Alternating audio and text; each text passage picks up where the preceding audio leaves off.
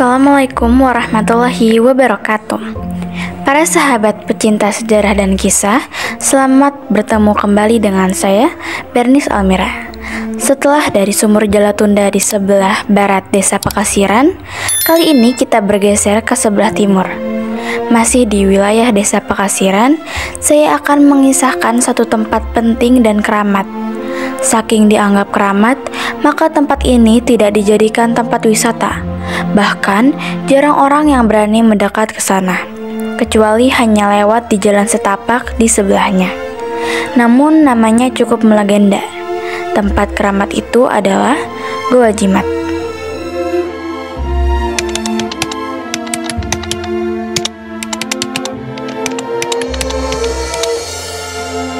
Di sebelah timur laut desa Pakasiran, Kecamatan Batur, Kabupaten Banjarnegara, di wilayah dataran tinggi Dieng, Jawa Tengah, terdapat sebuah gunung.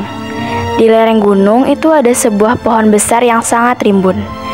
Di balik pohon besar itu terdapat sebuah goa yang cukup legendaris. Goa itu dikenal dengan nama Goa Jimat. Goa tersebut terletak di balik satu pohon rindang yang berada di depannya. Dengan begitu, maka Goa Jimat tidak terlihat dari luar atau dari jarak agak jauh. Orang biasa melihat Goa Jimat dari jarak jauh dengan menunjuk pohon rindang tersebut sebagai ciri letak Goa Jimat. Goa Jimat itu terletak di Gunung Jimat. Melihat panorama di sekitar gunung memang cukup menakjubkan. Lereng-lereng gunung di sekitar Goa Jimat bisa dilihat dari berbagai arah. Di antaranya yaitu terlihat dari jalanan desa Pakasiran dan Kepakisan, Kecamatan Batur, terlihat dari desa Surenan, Kecamatan Batur, terlihat dari desa Condong Campur, Kecamatan Kejawaran, terlihat dari desa Gunung Alang, Kecamatan Blado, terlihat dari desa Sembungan dan Sikunang, Kecamatan Kejajar, Wonosobo, terlihat dari puncak Bukit Atas Telaga Warna Dieng, dan terlihat jelas dari Telaga Dringo serta Kawah Candra di Muka. Pendeknya sepanjang beberapa kilometer dari desa Pakasiran ke desa Kepakisan, kita dapat menikmati pemandangan di sekitar Goa Jimat dengan leluasa. Lereng goa itu setinggi sekitar 15 meter dari jalan setapak tempat orang pergi ke ladang atau beraktivitas di daerah itu. Di bawah pohon rindang yang menutupi goa itu, terdapat sebuah lembah yang menyerupai jurang sedalam kurang lebih 35 meter. Dari posisi goa dan sekitar 20 meter dari jalan setapak tempat orang beraktivitas di lereng gunung. Di lembah itulah terdapat sebuah batu yang dikenal dengan nama Batu Gilang. Berbentuk bulat mengkilat seperti marmer, berdiameter sekitar 2 meter. Hampir di seluruh lembah itu ditumbuhi semak belukar dan rumput-rumput pendek dan kecil seperti ilalang. Anehnya di sekitar Batu Gilang, keadaannya bersih tanpa ditumbuhi belukar. Yang ada hanya rumput pendek yang rapih seperti terpelihara dengan baik. Di sekitar Batu Gilang itulah konon bersemayam para jin penunggu sebagai penunggu Goa Jimat. Dan itulah yang membuat lembah Batu Gilang itu selalu bersih karena dibersihkan oleh jin penunggu. Begitu masyarakat setempat percaya. Yang lebih aneh lagi, tidak banyak burung yang terbang di atas lembah itu. Karena setiap burung yang terbang di atas lembah itu dengan posisi yang cukup rendah, maka burung itu akan jatuh dan hilang di lembah. Konon, burung-burung itu jatuh karena ditangkap dan menjadi makanan jin penunggu. Jin penunggu juga akan menangkap siapa saja dan hewan apa saja yang berani memasuki area lembah. Jin penunggu menempati Batu Gilang sebagai tempat tinggalnya. Ia menjadi penunggu goa dan segala isinya.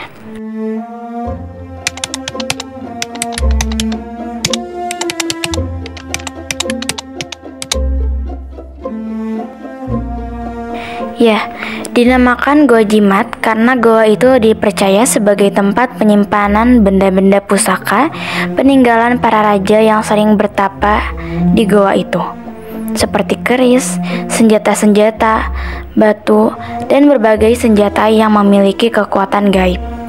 Itulah sebabnya goa itu dikenal dengan nama Goa Jimat, yang berarti goa tempat menyimpan azimat. Goa itu kemudian menjadi tempat petualangan orang pintar yang mencari azimat dan benda-benda pusaka di goa itu.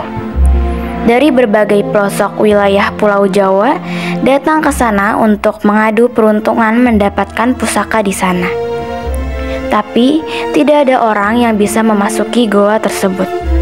Sampai pada suatu waktu datang orang pintar ke goa itu.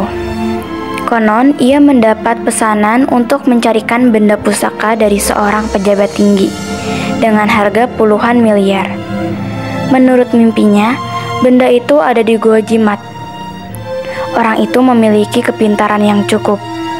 Dia berhasil masuk Goa Jimat dan mengambil benda yang dimaksud.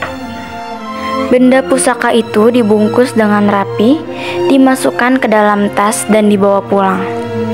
Anehnya, sampai di rumah, benda itu raib, padahal bungkusnya masih ada dalam kondisi rapi, tapi isinya kosong. Ternyata benda pusaka itu kembali ke dalam gua. Dengan ilmunya, ia berhasil mengambil kembali, tapi lagi-lagi sampai di rumah hilang. Untuk ketiga kalinya, benda pusaka itu diambil. Kali ini bisa sampai di rumah, disimpan dalam tempat khusus. Tapi ketika besok paginya mau diambil, benda itu kembali raib. Sejak itu, orang pintar tersebut tidak pernah kembali ke Goa Jimat.